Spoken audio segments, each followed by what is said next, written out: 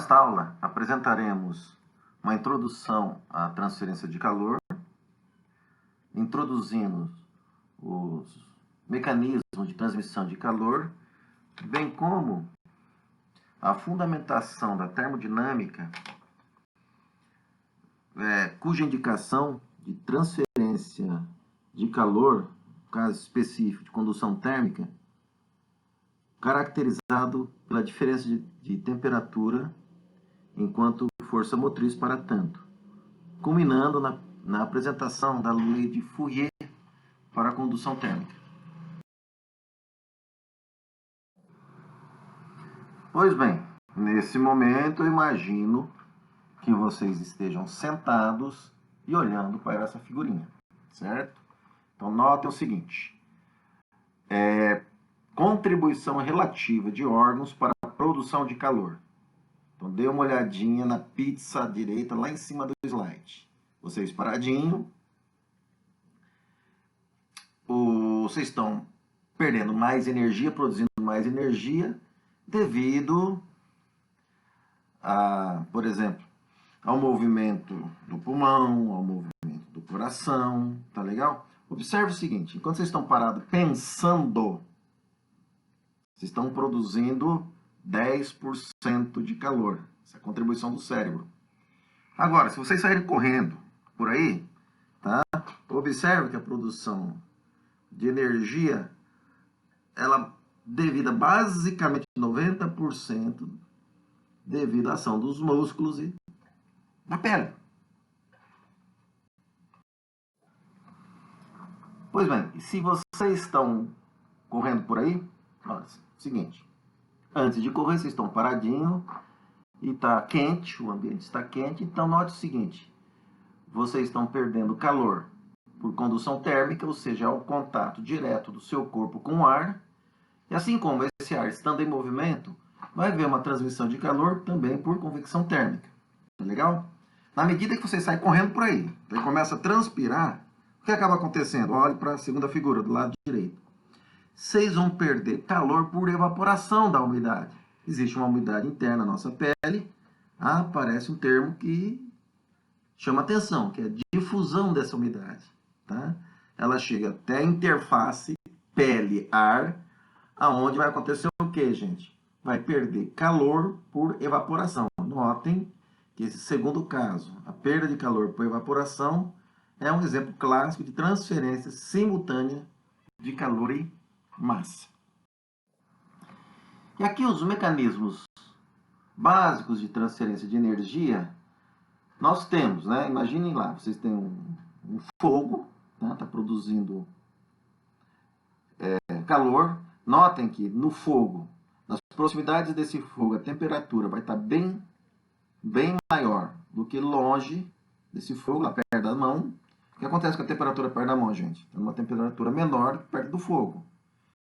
Como o ar, tá? Vamos admitir ar seco. O que acontece com a massa específica do ar seco perto do fogo? Como a temperatura está maior, a massa específica vai ter um valor menor quando comparado ao seu valor junto das mãos. Então, vai acontecer o quê? Essa diferença de massa específica causada pela diferença de temperatura caracteriza uma compressibilidade térmica, pessoal. E com a ação da gravidade aí, vai provocar correntes de convecção natural, tá legal? Devido à movimentação do fluido aí. Então, lembre-se que essa convecção térmica existe sim a transferência de calor inerente à diferença de temperatura molecular do ar, mas devido ao movimento do fluido, esse fluido vai carregar calor, tá legal? Caracterizando, portanto, um fenômeno de convecção, especificamente convecção natural, nesse caso, convecção térmica natural. Nota o seguinte, se eu tenho uma barra de ferro, tá? Me aproximo desse fogo, o que vai acontecer com essa barra de ferro? Essa barra de ferro vai aquecer, não é verdade? Note o seguinte, pessoal, na ponta da barra de ferro, está mais amarelo, lá perto da luva. Então, na ponta desse haste de ferro, vamos supor, a temperatura é maior do que junto à luva. Então, vai haver uma transferência de calor por intermédio da barra devido à característica do material. Tá legal? Então, essa diferença de temperatura, essa característica molecular do material vai permitir o quê? Essa condução de calor em nível molecular, tá?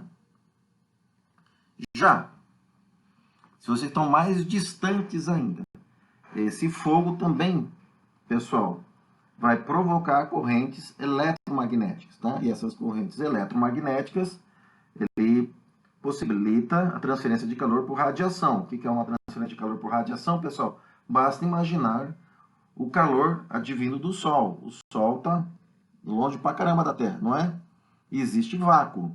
Então, notem que a radiação não precisa ter um meio para que se propague a transferência de energia. Notem que tanto a convecção quanto a condução precisa de um meio material para que transfira energia. Já a radiação não, ela se dá sem necessariamente o meio material, tendo em vista a propagação de energia por ondas eletromagnéticas.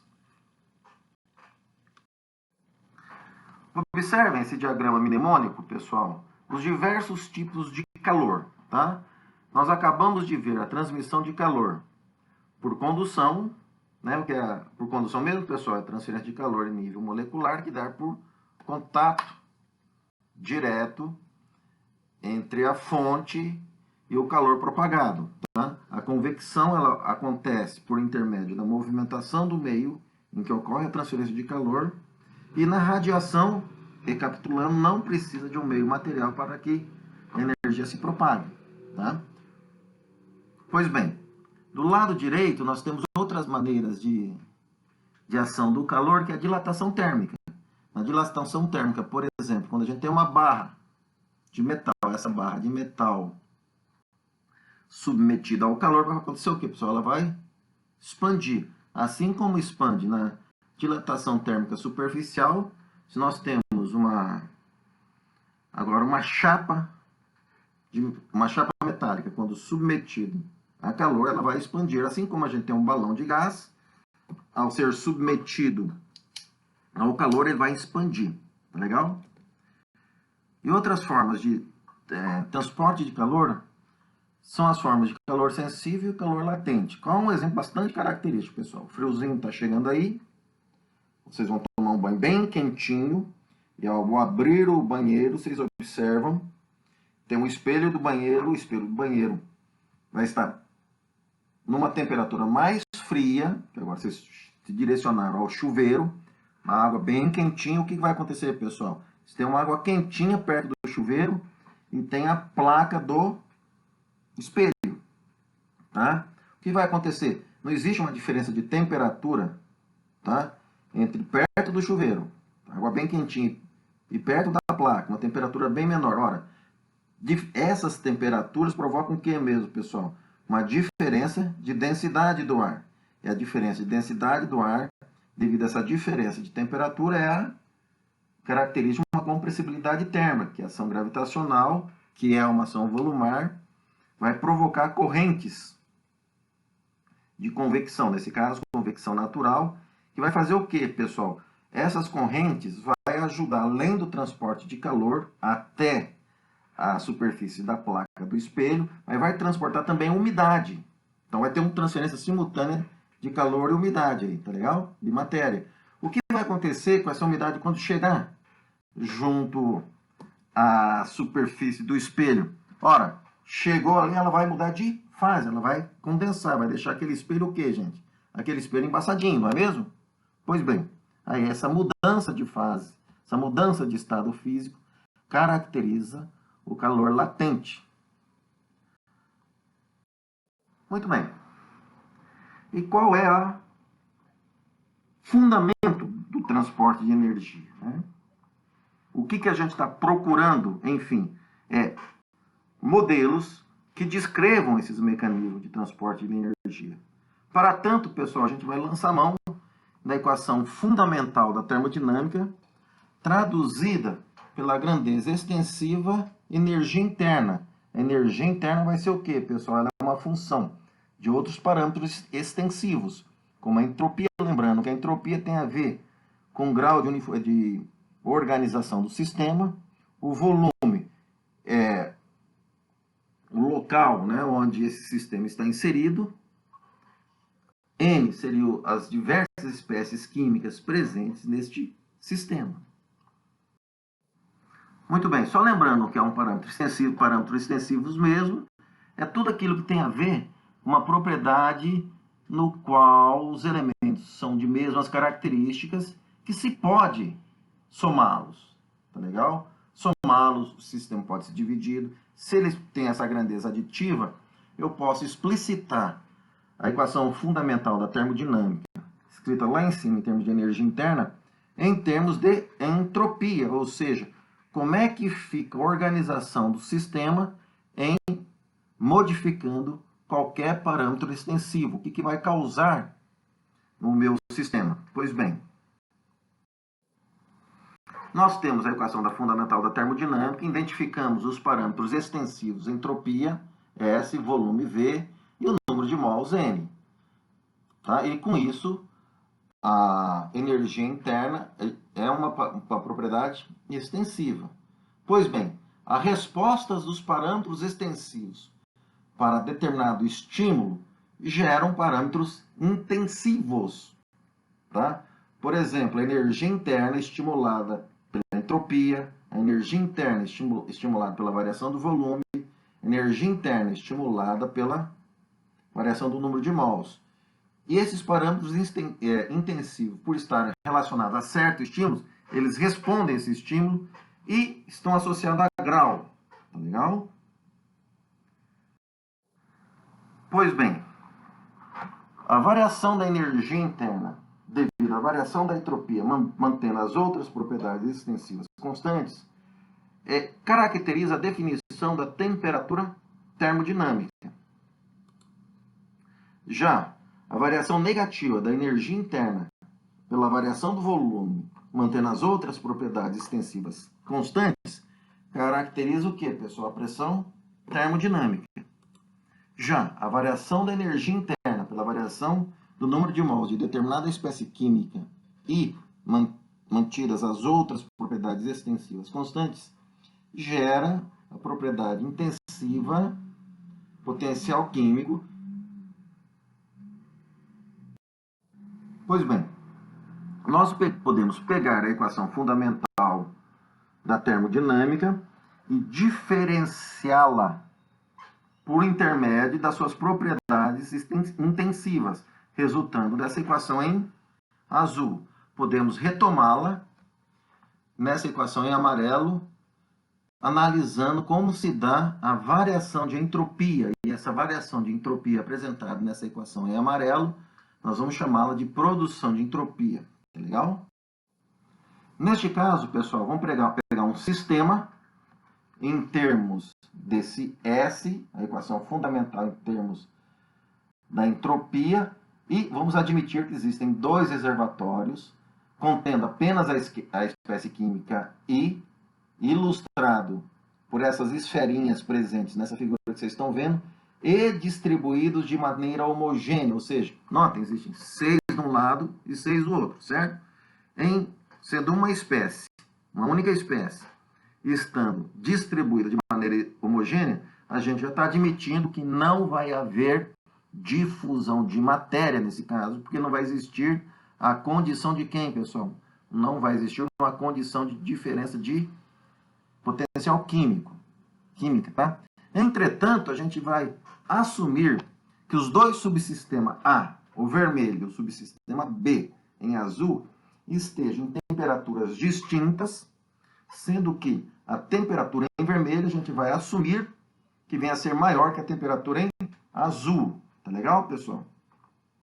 A gente vai admitir que os reservatórios A e B constituem de um sistema isolado e homogêneo, como já disse. Lembrando, pessoal, que um sistema isolado não há troca de informação com o externo, tá? Inclusive de trabalho, tá certo?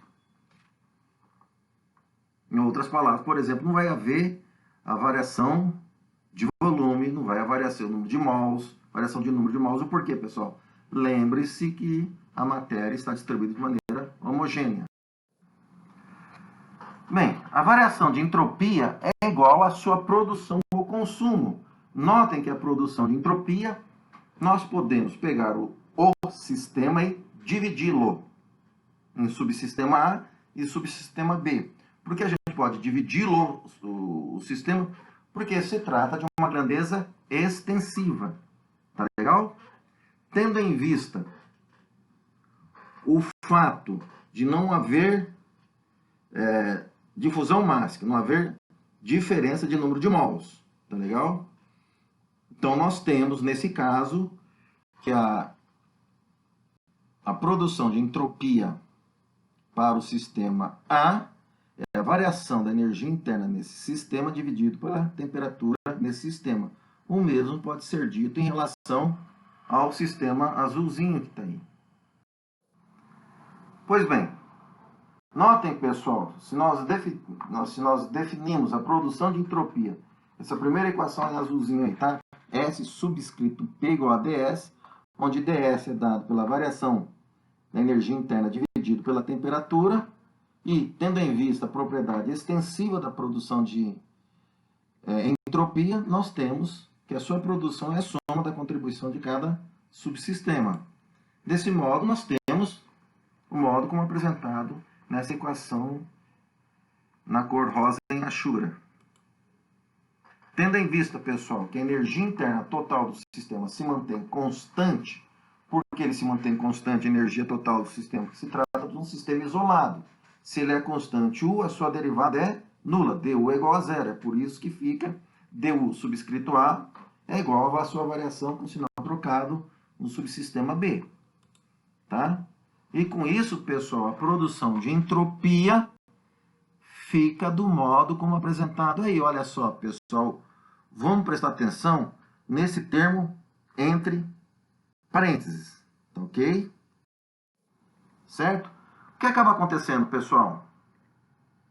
Notem, se a temperatura de A for igual à temperatura de B, tá? Vai haver produção de entropia? Resposta não. Se são iguais, esse termo entre parênteses é zero, vai anular então essa expressão. Nessa situação, dá-se o nome que nós estamos numa situação de equilíbrio termodinâmico. Tá legal? Ou seja, não existe a produção de entropia nesse caso. Já em sendo diferente, a gente sabe que vai haver uma diferença de temperatura, portanto, vamos falar, mas é óbvio, o sistema está em não equilíbrio. Contudo, pessoal, essa informação permite escrever o que está aqui embaixo. Olha.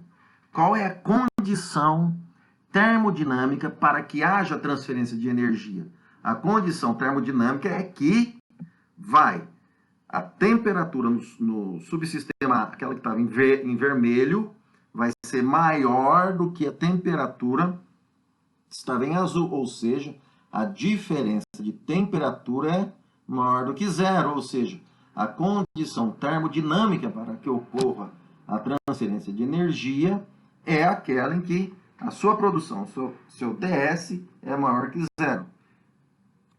Então, notem que nós temos essas duas situações. A situação de equilíbrio termodinâmico e a condição termodinâmica para transferência de energia. E nós pegarmos essas duas equações destacadas no círculo em vermelho aí para vocês. Nós podemos escrever que ds maior ou igual a zero, ou seja, é a segunda lei da termodinâmica. E o que essa segunda lei da termodinâmica nos diz, pessoal? Ou o sistema está em equilíbrio, ds igual a zero, ou diferentes valores de temperatura provocam o transporte de energia de uma região mais concentrada para uma região de menor concentração dessa energia. Tá? E a condição é que exista uma diferença de temperatura e essa diferença necessariamente a temperatura de determinada região venha a ser maior do que de outra região. Em outras palavras, a força motriz característica da transferência de energia ou de calor é a diferença de temperatura ou gradiente de temperatura numa escala molecular. Lembrando que em transferência de massa, esse gradiente, essa diferença era de potencial químico. Aqui existe transferência de massa? Não, porque foi assumido um sistema homogêneo.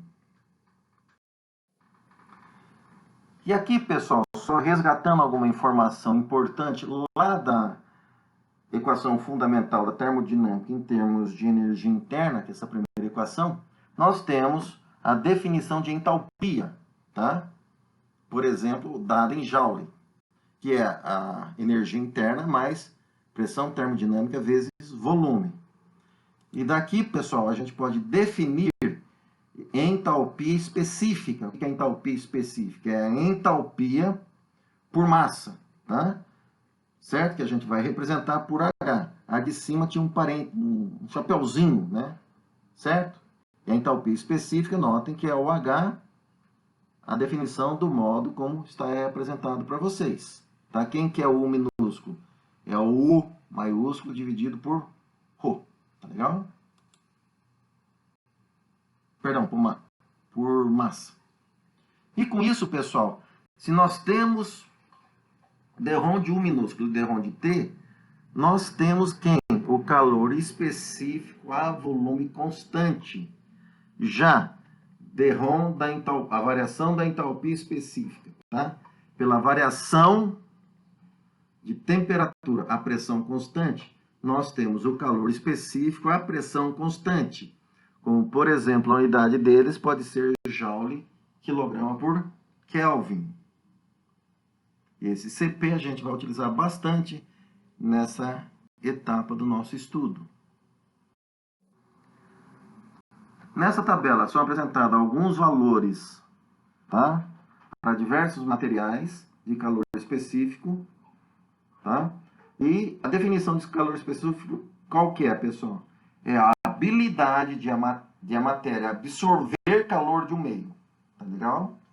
Representa a quantidade de energia necessária para aumentar a temperatura dessa matéria, constituída de 1 grama, tá? Em 1 grau, certo? Nós temos, por exemplo, nós temos uma barrinha de aço, essa barrinha de aço, tá? Ela tem 1 grama. Tá legal? Pergunta é, qual é a quantidade de energia que a gente precisa para elevar essa barrinha de aço em 1 grau? Por exemplo, ela está a 25 graus Celsius. A gente quer ela a 1 grau a mais. Não, nesse caso em Kelvin, hein? Tá legal? Certo?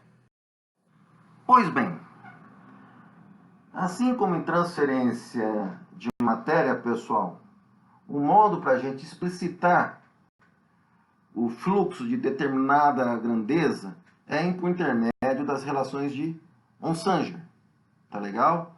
Onde o L subscrito i J representa os coeficientes fenomenológicos e o X subscrito J representa um determinado gradiente, tá legal? Nesse caso, por exemplo, a gente pode ter uma transferência de matéria multicomponente, tá? Para cada espécie química, tem-se uma expressão, tá legal? Por exemplo, J1, vamos supor que é determinada espécie química 1, e nós temos espécie química 1, espécie química 2, espécie química 3. Então, vai somando L11, X1, L12, X2, L13, X3, o X2. Faz a mesma coisa. Tá legal? Nesse caso, vamos supor a simultaneidade entre calor e matéria. Tá legal? Onde esse J1 é o fluxo molar, tá? De matéria. Note que é uma grandeza vetorial, dado pelo seu gradiente ordinário, o seu gradiente característico. Como que a gente vê o gradiente característico, pessoal? Notem que o subscrito da primeira equação em branco, tá legal? É 1. Fluxo é 1, tá certo? Onde está o gradiente dele? O gradiente dele está nesse x subscrito 1. Quem é o seu coeficiente fenomenológico característico? É esse L subscrito 1, 1. Tá legal? Vamos supor que o outro fenômeno que ocorre simultaneamente à matéria, no caso da condensação, lembram lá do calor sensível? Pois é, que seja o fluxo de calor. Na equação 2, tá? Então, 2, qual é o gradiente ordinário dele, pessoal? É lá, ó, x subscrito 2. Quem é um L22? É o coeficiente fenomenológico característico desse gradiente de calor. E quem são esses L12 e L21? São os coeficientes fenomenológicos cruzados. Olha só.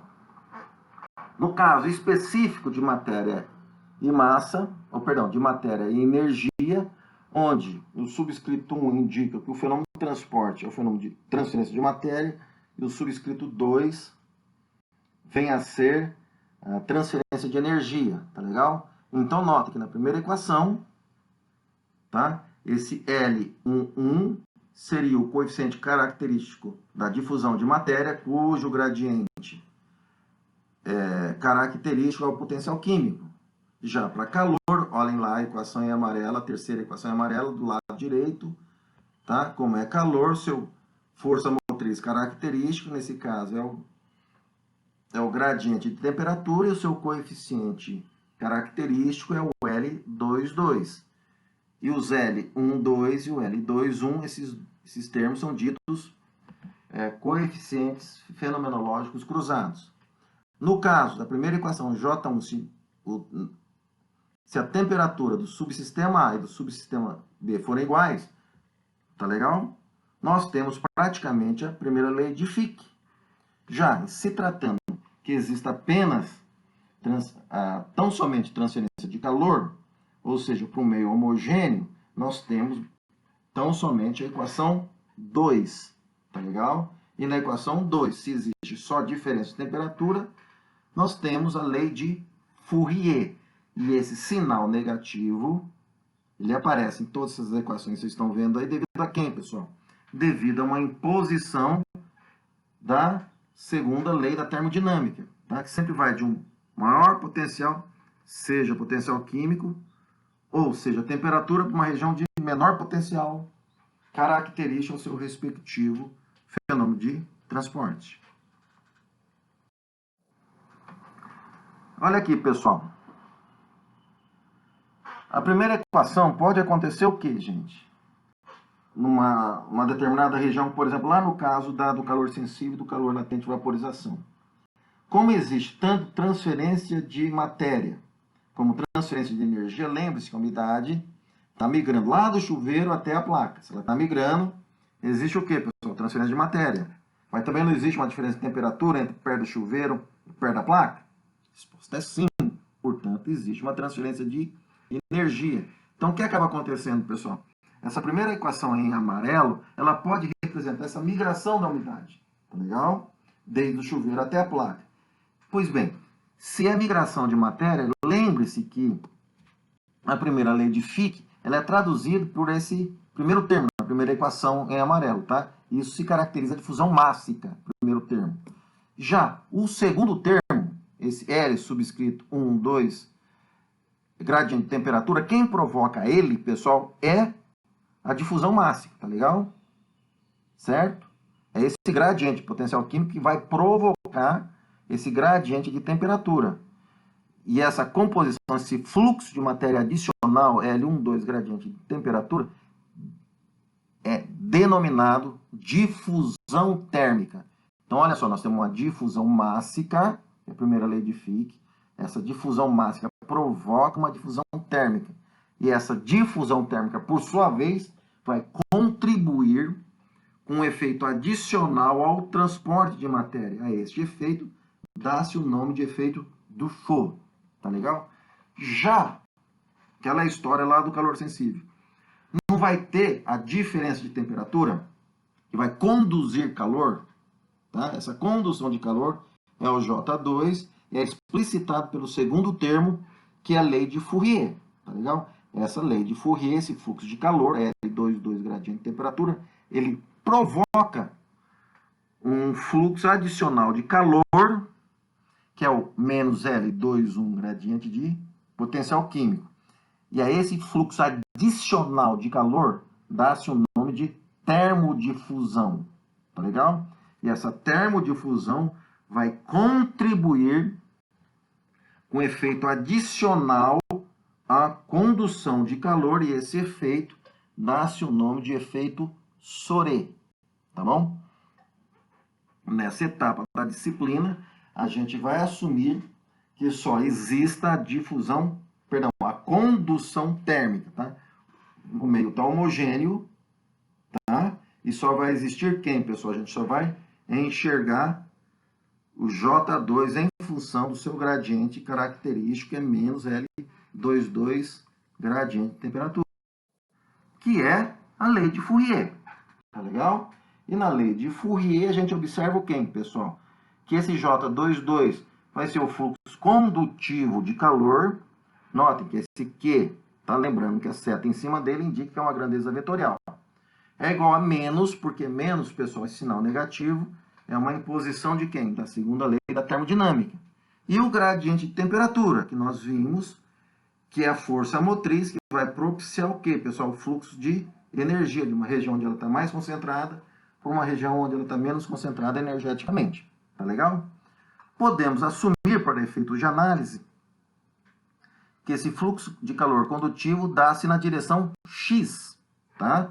Do modo como apresentado nessa equação em amarelo, onde esse K, ele representa quem, pessoal? Ele representa a condutividade térmica, tá? Nessa figura ao lado aí, vocês veem o valor da condutividade térmica para diversos materiais. Embaixo, pessoal, é a temperatura em Kelvin, tá ok? Certo? Em Kelvin. Vocês anotam aí do lado de um papelzinho da anotação de vocês. E o que representa condutividade térmica? É a habilidade de a matéria conduzir energia através de si, de uma região de maior temperatura para outra de temperatura menor. O que significa matéria conduzir através de si? Ora, nós não temos uma barra de ferro, por exemplo. Põe essa barra de ferro, a ponta do ferro, perto de um fogo. Não vai aquecer primeiro lá? Na ponta do ferro? Vai. O que vai acontecer com esse calor? Ele vai se transmitindo atomicamente por contato entre os átomos do ferro, tá, da sua estrutura cristalina até a sua mão.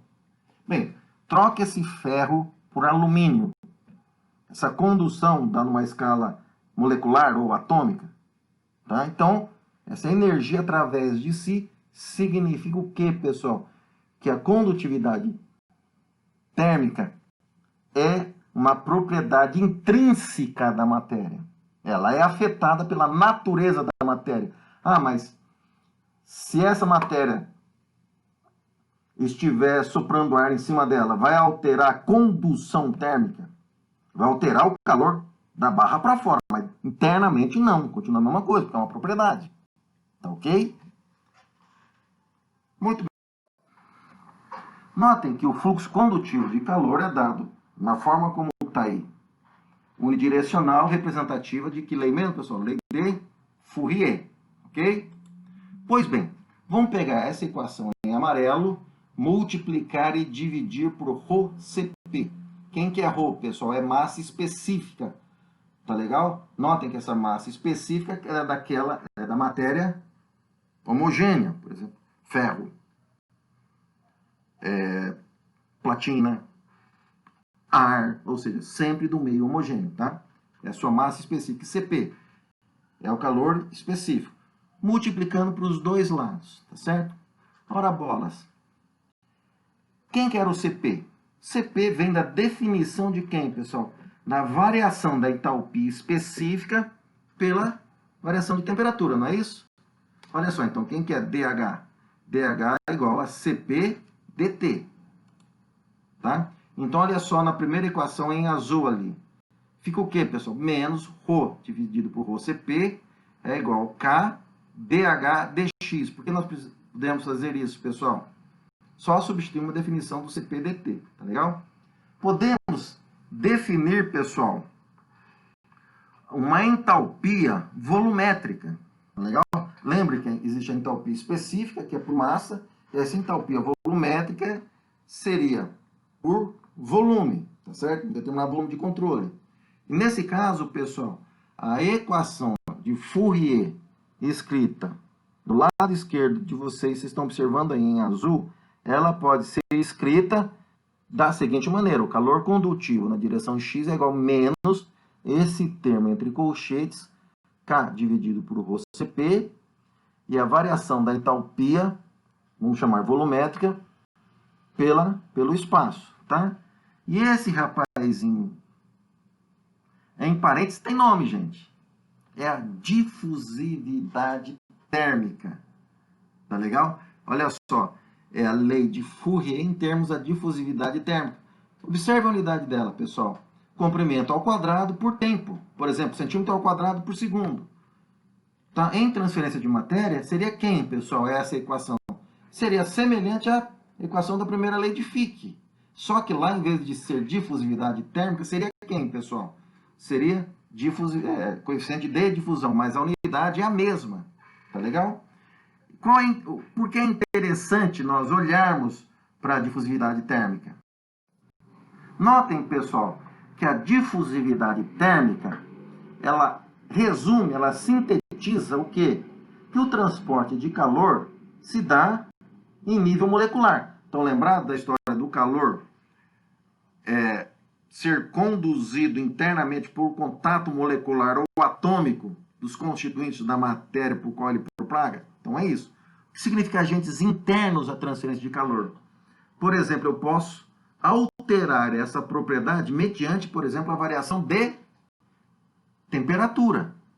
Tá legal? Eu não tenho ação externa, por exemplo, ação gravitacional nessa propriedade, na condução de calor. E, assim como, ela é uma propriedade fenomenológica. Tá legal? Lembre-se que para transferência de matéria, seria o quê? Em vez de difusividade térmica, seria coeficiente de difusão com a mesma unidade. Seria, em vez de condução de calor, seria difusão mássica. Seria transporte de massa em nível molecular. Agentes internos à transferência de massa.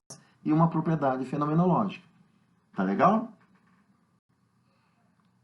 E essa comparação de transferência de matéria, pessoal, sendo interessante, essa comparação entre transferência de matéria, que olha esse 410.1 que nós tiramos dessa referência, o fundamento de transferência de massa, tá legal? A coluna do meio, ela se refere a quem, pessoal?